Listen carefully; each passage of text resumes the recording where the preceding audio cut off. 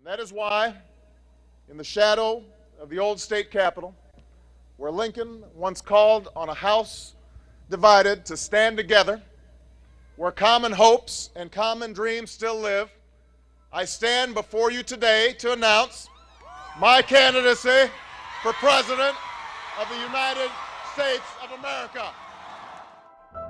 Many on the left claim that President Donald J. Trump was one of the most divisive and corrupt presidents in history. But is that really true? Many will say the degradation of race relationships occurred under the watch of his predecessor, President Barack Obama. Obama made the claim that, quote, "My administration is free of scandal."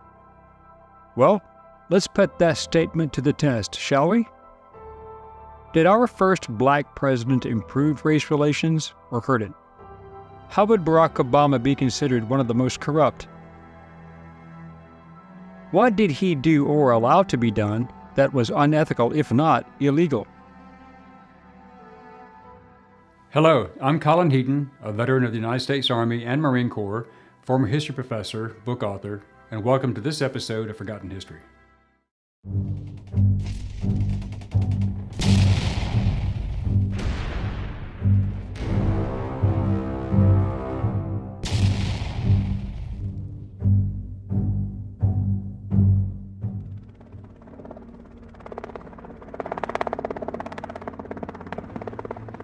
Did President Obama help race relations or hurt it?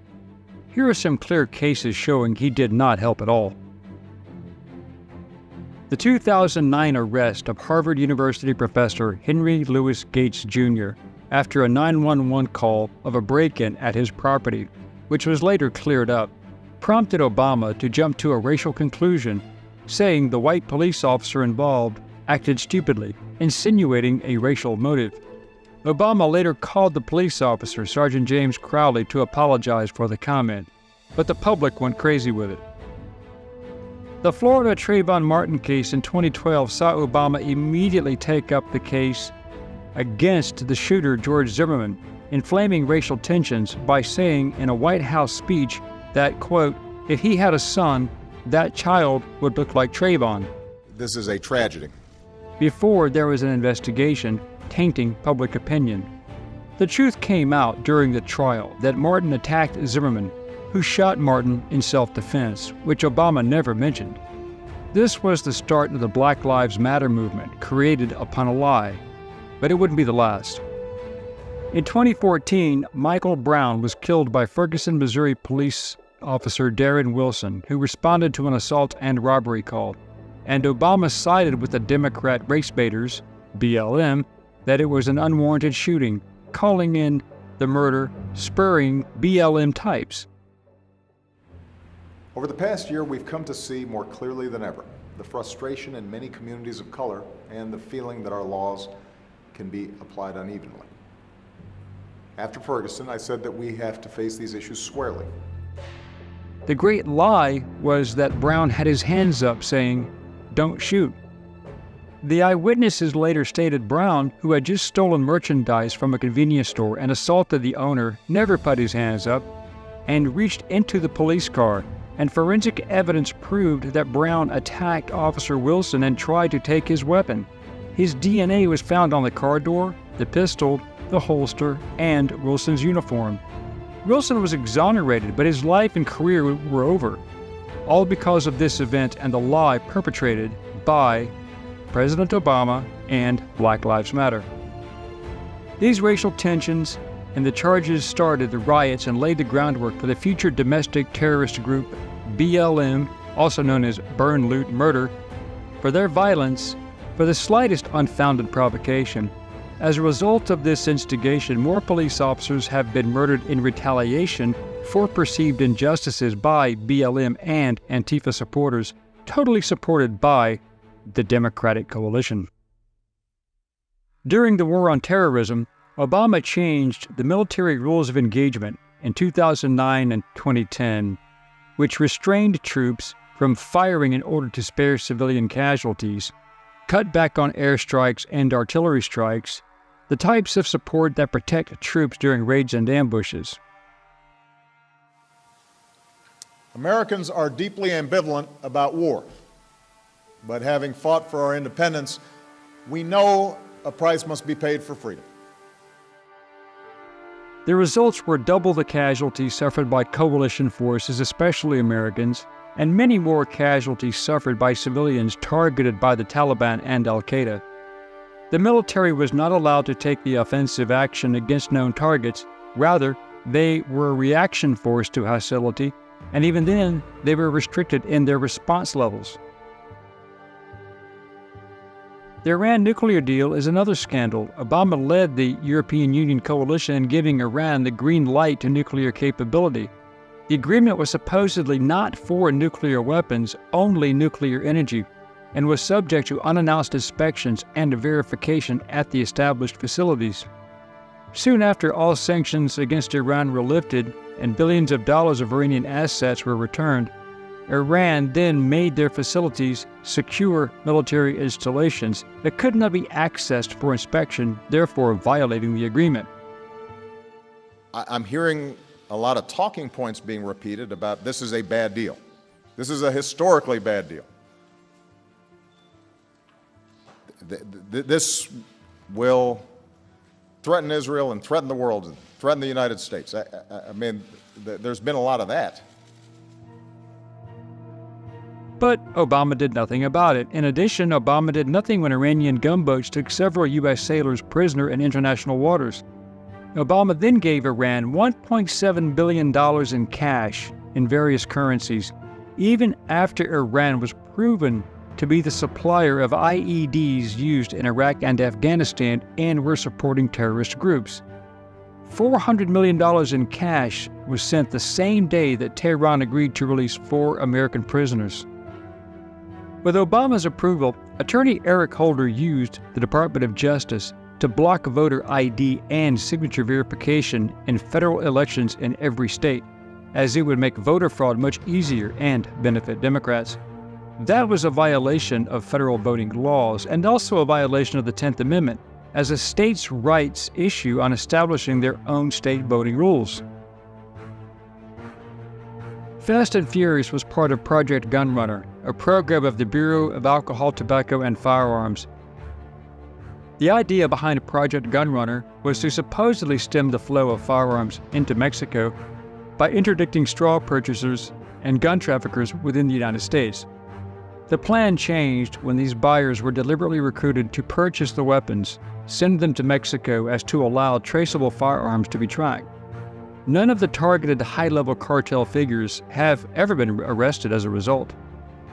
In the Tucson and Phoenix area, the ATF purposely allowed licensed firearms dealers to sell weapons with GPS trackers, but the plan was doomed to failure as the limited battery life on the tracking chips was not considered.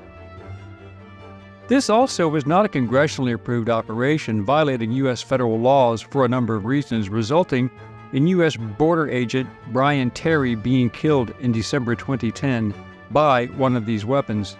That was when it began to fall apart. House Republicans approved a measure to hold Attorney General Eric Holder in contempt of Congress when he refused to hand over documents after February 4, 2011. They acknowledged that hundreds had been killed and wounded as a result of the ridiculous program. Mexican prosecutor Patricia Gonzalez's brother was murdered along with 200 others through Operation Fast and Furious.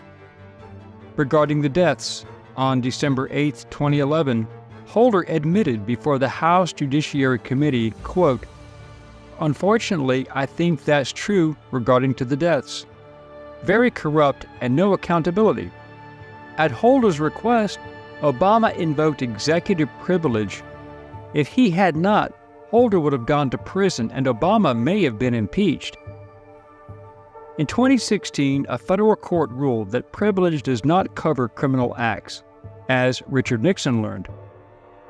A House lawsuit to try to recover the records was settled and the matter was dropped in April 2019 after control of the House had shifted to Democrats. They protected Obama's and Holder's illegal activities. We already have a video on Benghazi, but this cover-up is too good to let pass.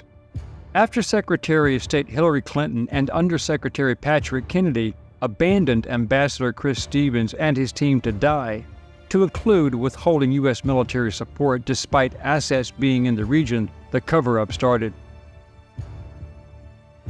Clinton, Obama, and Susan Rice immediately tried to blame the well-planned, well-coordinated terrorist attack which followed the death of Libyan dictator Muammar Gaddafi to cover up a weapons shipment operation. Christy Rogers, wife of HPSCI Chairman Mike Rogers and President and CEO of Aegis Defense Services, LLC, a major Democrat donor, won the large global security contract from the State Department for Benghazi. However, in one of the most insane decisions in recent history, they subcontracted the security of the compound to the 17 February Martyrs Brigade, an affiliate of Al-Qaeda. They were responsible for security guards and had opened the SMC gates to the attackers and then joined in on the attack. The cover-up started immediately as Clinton, Susan Rice, and others hit all the network and cable news shows, telling the world that the attack was the result of an anti-Islamic video spurring a spontaneous reaction, therefore the attack. Clinton even lied under oath during her congressional hearings with Obama's approval. In essence, Hillary Clinton and Barack Obama allowed good men to die to cover up a bad political decision, then arrested and prosecuted an innocent man to cover it up. It was a political season, after all. That was the main reason Clinton had to try and destroy all the emails maintained on her illegal server in violation of the National Security Act, and then destroyed all communication devices despite a legal congressional subpoena. Hillary Clinton, as Secretary of State, used a civilian, unencrypted, and therefore illegal computer server in violation of 18 U.S.C. 1924, which covers unauthorized removal and retention of classified documents or materials. At issue are 4 sections of the law that she violated: the Federal Records Act, the Freedom of Information Act, National Security Act, the National Archives and Records Administration's regulations, and Section 1924 of Title 18 of the U.S. Crimes and Criminal Procedure Code. I made a mistake using a private email. That's for sure. And if I had to do it over again, I would obviously do it differently. But I'm not going to make any excuses. It was a mistake, and I take responsibility for that. Bo Bergdahl, the U.S. Army deserter and some call traitor, went to the Taliban, deserting his post on June 30, 2009, later costing the lives of soldiers. At least 6 soldiers from his own battalion were killed during the search and others wounded looking for him. He was traded for the Taliban 5, who were transferred from Guantanamo Bay, Cuba, to custody in Doha, Qatar, and they are Mohammed Fazl, Kairala Kakara, Abdul Haq Wasik, Arullah Nuri, and Mohammed Nabi Omari. They were the Taliban Army Chief of Staff, a Taliban Deputy Minister of Intelligence, a former Taliban Interior Minister, and 2 other senior Taliban figures. I just finished speaking with Secretary Liu and senior officials at the Treasury Department to discuss the investigation into IRS personnel who improperly screened conservative groups applying for tax-exempt status. The IRS scandal of 2013 refers to the Internal Revenue Service's disclosure that it had targeted conservative, religious, and Tea Party groups. They also refused tax exemption for those charities, nonprofits, and religious organizations that were not clearly leaning towards Democrats. Democrat-supported organizations had no such impediments. Director Lois Lerner, under the direction of Eric Holder and possibly Barack Obama, unleashed the power of the criminal IRS activities to target political and ideological opponents.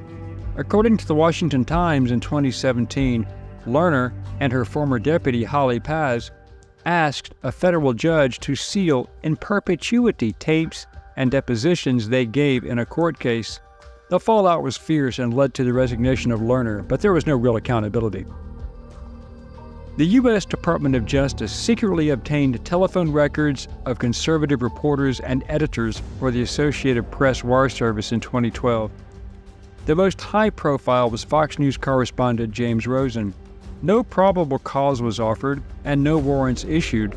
Wiretaps and records confiscation were authorized by Eric Holder, all without legal precedent and in violation of the First and Fifth Amendments. Obama lied to the American people when he told them that the Affordable Care Act would not affect insurance policies or doctor-patient relationships, but people lost their insurance or were forced to pay for additional coverage that they did not need and could not afford. So this is just an example of how the Affordable Care Act is doing what it's designed to do: deliver more choices, better benefits, a check on rising costs, and higher quality health care. That's what it was designed to do, and we're already seeing those effects take place. In addition, Obama took $500 million from Medicare to fund it until his mandatory coverage tax recouped the money, forcing employers with over 50 full-time employees to carry the unaffordable insurance. As a result, employers reduced their workforce or made their full-time employees part-time so as to not to have the expense. Sometimes they just fired people. This started the stagnation of the economy, and GDP never rose above 3% as a result, mostly hovering in the 1.6% domain for the rest of his administration. It was challenged in the Supreme Court, who ruled that it was legal as a tax, as Congress can make laws and levy taxes. But remember, Obama promised that it would not be mandatory or a tax. He lied. So we're going to keep fighting to secure that right, to make sure that every American gets the care that they need, when they need it, at a price they can afford. That's the America we believe in. That's what families deserve. That's what we're going to keep on working to deliver. We're going to keep on working to make sure many people around this country who are already paying premiums are getting cheaper prices, that the money is being actually spent on their health care. Obama overstepped his presidential authority when he imposed the Deferred Action for Childhood Arrivals, or DACA, also known as the Dreamers Act, by executive order. This was basically amnesty for illegal aliens who violated federal immigration law. The purpose was to have them naturalized as Democratic voters and then have their parents follow suit. It supposedly delays the deportation of people who came to the U.S. as children if they do not have documentation. That has now become permanent, and they get free taxpayer education and work permits.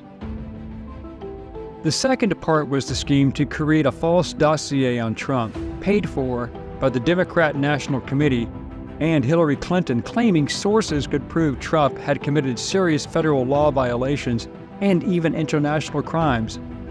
This was all later proven to be false. I saw the information, I read the information outside of that meeting. It's all fake news, it's phony stuff. It didn't happen. But the liberal Obama-friendly media ran with it, and to this day, they still continue to support this lie. This led to a 3-year, $30 million taxpayer-funded false flag investigation initiated by the FBI and Director James Comey, filing 4 illegal and falsified FISA warrants to justify spying on the Trump administration once he was in the White House. The Obama administration was mired in scandal, but with the assistance of the liberal media, there was a great attempt to cover these events up. Logical people know better, and Hillary Clinton lost the election as a result of much of this corruption coming to light. Thank you for watching Forgotten History. Please click like, subscribe, and share. Send us comments and show ideas, and we will get back to you as soon as possible. Until next time.